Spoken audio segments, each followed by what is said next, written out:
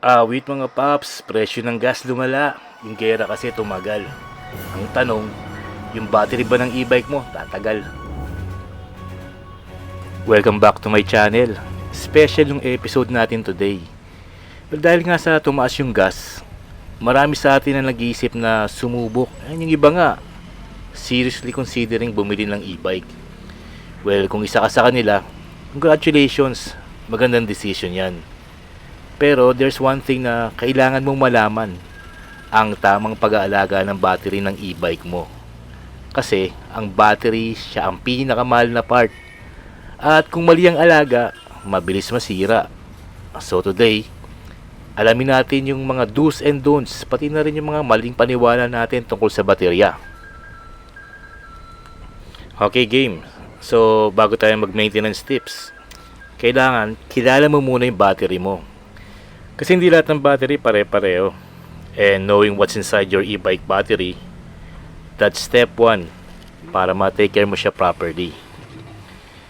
May 4 na main types ng e-bike battery. Let me break it down mga paps. Okay, yung type 1, Lithium ion NMC. Ito yung pinaka-common. Kung may Fiido ka, like may Fiido L3+, most likely ito ang battery mo. NMC stands for nickel, manganese, cobalt. Huwag ka mag-alala sa chemistry.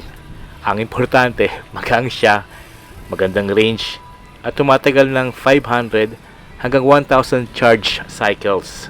Ang presyo sa Pilipinas, expect 8,000 to 20,000 for a replacement. Number 2, yun yung lithium iron phosphate. Premium. Ito yung long life option. Mas mabigat siya, totoo yun, pero ang trade-off 2,000 to 4,000 cycles. Ibig sabihin 5 to 8 years of battery life. Safest din siya, least likely mag-overheat. Ang price medyo mas mataas, 12,000 to 30,000. Think of it as the Toyota Vios of batteries. Hindi flashy, pero hindi kayo iiwan. Yung pangatlo, lithium polymer. Ito yung makikita mo sa drones at ibang ultralight na e-bikes. Well, super gaang, flexible ang shape, pero shorter ang lifespan. Around 300 to 500 cycles lang. Hindi siya super common sa e-bikes na available sa Pilipinas, but worth knowing para pag nakita mo sa spec sheet, alam mo na. And yung pang-apat is yung lead acid o SLA. At heto yung budget option, 2,500 to 5,000 lang. Mura siya, pero ang weight 25 to 30 kilos for the battery alone. At ang lifespan 200 to 300 cycles lang. Around 1 to 2 years, and makikita mo to sa mga murang e-bike at e-trike. Kung super tight ang budget, lalo na ngayon with the oil prices, gets naman na mag-start dito. Pero kung kaya mo mag-ipon, lithium talaga ang way to go. Well, ang key takeaways, pag bumili ka ng e-bike, always ask the seller, lithium ba yan o lead acid? That one question can save you thousands of pesos in the long run. May gusto rin akong banggitin, and ito yung BMS. Ito yung bodyguard ng battery mo. Now, every good lithium battery has a BMS. BMS stands for Battery Management System. Ito yung brain and bodyguard ng battery mo in one. Siya ang nagpo-protect from overcharging, over-discharging, at overheating. Parang yung friend mong nag-aalaga sa'yo pag lasing ka. Joke lang. Hindi ka niya hayaang mag-self-destruct. Kung walang BMS ang battery mo, red flag yun, paps. Okay, before we move on, I want you to remember this one rule above everything else today. Ang 20-80 rule. Keep your daily charging between 20% and 80%. Think of your battery like a rubber band. Pag laging naka-stretch to the max at 100% o totally slack at 0%, nasisira. Pero pag nasa comfortable siya o middle siya, tumatagal. This one habit alone can double the total number of charges cycles you can get from your battery. So, okay Pops, alam mo na kung ano yung battery mo. Now, let's talk about paano siya alagaan.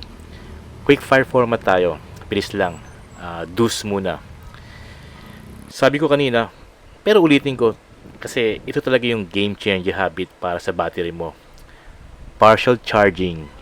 Yan ang best friend ng battery mo. Walang kailangang i-100% palagi.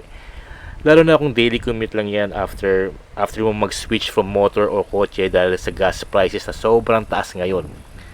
Bakit? Kasi nakakadoble ng cycle life ng battery mo. Science back yan. Hindi ka magsisisi. Tandaan nyo lang, 20-80 rule. Charge from 20% pataas, stop at 80% max. Lalo na kung daily mo siya ginagamit. Super simple, pero huge ang impact sa long-term battery health. Alright, para sa deuce number 2, let the battery cool down 20 to 30 minutes before charging. Well, after riding, huwag agad i-charge. Hayaan mo mag-cool down ng battery for 20 to 30 minutes. Charging a hot battery kills cells faster. And this is critical sa Pilipinas, lalo na ngayong summer. March to May, umaabot ng 35 degrees Celsius or more. Hayaan mo munang bumaba yung heat. Wala namang mawawala sa 20 minutes, Pops. And para sa deuce number 3, use only the original charger. Ito yung mukhang simple pero marami nagkakamali. Ang original charger, designed specifically siya for your battery's voltage at current requirements. Wrong charger, damage cells. Worst case, fire risk. Hindi worth ang risk. Keep your original charger. And kung nasira, buy the exact same model. Hindi yung generic na 300 pesos Shopee.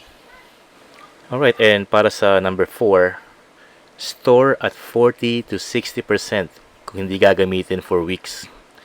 Going on vacation or hindi gagamitin for a while, i-charge to 40 to 60%. Then store mo sa cool, dry place. Huwag iwan at 100%. Nag-degrade siya pag naka-full charge for extended time. Huwag din iiwan ng 0%. Baka hindi na mag-turn on pagbalik mo. 40 to 60%.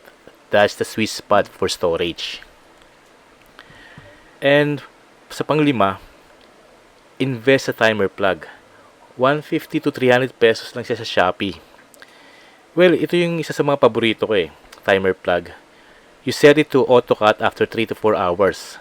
So kahit makalimutan mo, hindi mag-overcharge. Tapos mura lang siya sa Shopee. Best investment for your battery's lifespan. Set it and forget it. Okay, punta naman tayo sa mga don'ts.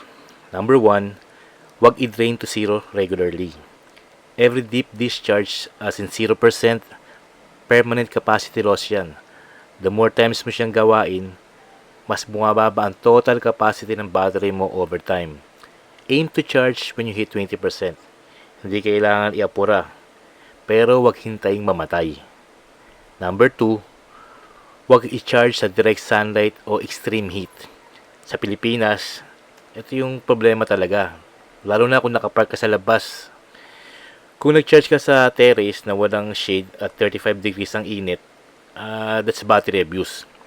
Always charge indoor or in a shaded, ventilated area. Pangatlo, huwag gumamit ng cheap chargers. Sasabihin ko ulit kasi sobrang importante. Ang tipid mong 500 pesos, pwedeng mag-cost sa'yo ng 15,000 na battery or worse, sunog. Nakakita na ako ng post sa Facebook groups, mga e-bike na nag-catch fire dahil sa cheap charger. Hindi siya biro mga paps, original charger or exact replacement lang dapat. Number 4, huwag siya iiwan ng full charge or empty for weeks. Nabanggit ko na to kanina, pero this is the storage mistake. Kung naka-full charge yung battery tapos naka-store ng isang buwan, nagdi-degrade talaga yung cells. Same thing kung empty. Dapat talaga 40 to 60% ang capacity ng battery bago mo siya itago. Number 5, huwag mag-ride sa deep floods without removing the battery. Eto, Manila monsoon season. We all know it. Those flooded streets sa EDSA, sa Espanya, at ibang low-lying areas, hindi friend ng battery mo yan. Kung kailangan mo talagang dumaan sa baha, remove the battery first kung posible. Kung hindi removable, at least avoid water above the battery level. At every wet ride, wipe down the contacts and let it dry completely. Okay Pops, mabilis lang. Before we bust some myths, quick lang Kung nakakatulong sa iyo yung mga ganitong video, I'd really appreciate if you hit the subscribe button and like. At sa mga nag-subscribe nga pala, marami pong salamat. Tuloy natin. At yung tinatawag namin segment, myth ba o hindi? Number 1. Kailangan mo i-drain completely bago i-charge. Well, that's a big X. Ito ang pinaka-common na misconception, Pops. Galing ito sa mga 1980s NICD batteries. Yung mga lumang Nokia phone batteries, those batteries had memory effect.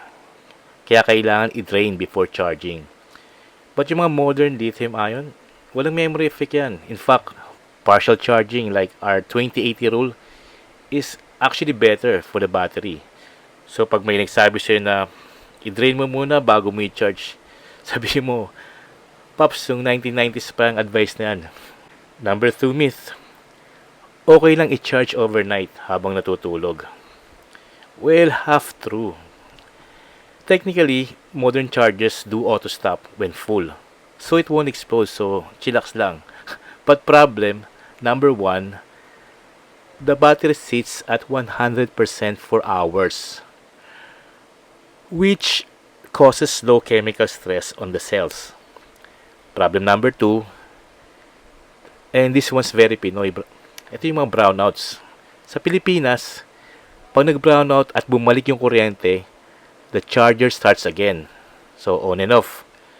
Repeated charging cycles na hindi maganda. Better solution, charge during the day when you're awake or use a timer plug para auto-cut. Myth number 3. Brand new battery, kailangan i-charge ng 12 hours bago gamitin. Isa na naman itong malaking X para sa atin. Another holdover from the NICD era. Pops, ang totoo, modern lithium batteries come pre-charged from the factory. Usually around 40 to 60%. Kaya pag bumili ka ng iPhone or Samsung, makikita mo, ang charge ng battery niyan is around 40 to 60%. Ready to use na siya but out of the box. Walang activation period, walang 12-hour requirement. Just plug, charge to 80%, and then right simple. Myth number 4. Waterproof naman yung e-bike battery. Okay lang sa ulan. Half true. Most e-bike batteries are water resistant, pero hindi waterproof. Ang typical rating is IP54 or IP65.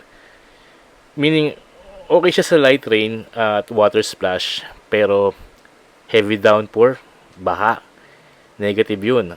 Water can get into the connectors and cause short circuits or corrosion. So light rain, pwede. Heavy storm at baha, wag. Well, wag mo na ituloy. At after every wet ride, always make sure na punasan yung battery contacts. Tuyuin, saka mo siya itabi. Well, before we end yung video, let's talk about money. Kasi ngayon with the oil crisis, every peso counts. Para sa mga naghahanap ng replacement battery o nag-evaluate ng e-bike na bibilin, here's the quick comparison. Well, quick breakdown, Pops. Kung daily commuter ka na average use, yung pasok plus uwi, tapos may mga konting errands, yung Lithium NMC with Samsung or LG cells is your best bet. Solid yung lifespan, magaang at reasonable ang price. Ito rin yung nasa Fiido L3 ko. And so far, more than a month into it and I'm happy naman ako. And kung delivery rider ka or heavy use talaga, like 50 kilometers a day, consider mo yung Life PO4. Oo, mas mahal. Pero with 2,000 to 4,000 cycles, Hindi ka magpapalit for 5 to 8 years. Long term, mas matipid. Lalo na ngayon, every peso matters. And lastly, yung lead acid. Kung super tight talagang budget at kailangan mo na agad, pero expect mo na papalitan mo every 1 to 2 years. And that adds up. So, kung kaya mong magantay at mag-ipon kahit konti, lithium talagang ang way. Alright mga paps, that's it for this video. And kung di ka pa nakasubscribe, libre lang yan paps. Hit mo na rin yung bell icon para hindi mo ma-miss yung next video namin. And speaking of next video, sa susunod, susubukan kong i-put yung Fiido L3 sa range test. Gaano kalayong mararating na isang full charge sa totoong Philippine road conditions. Okay, wrapping it up. Thank you for watching.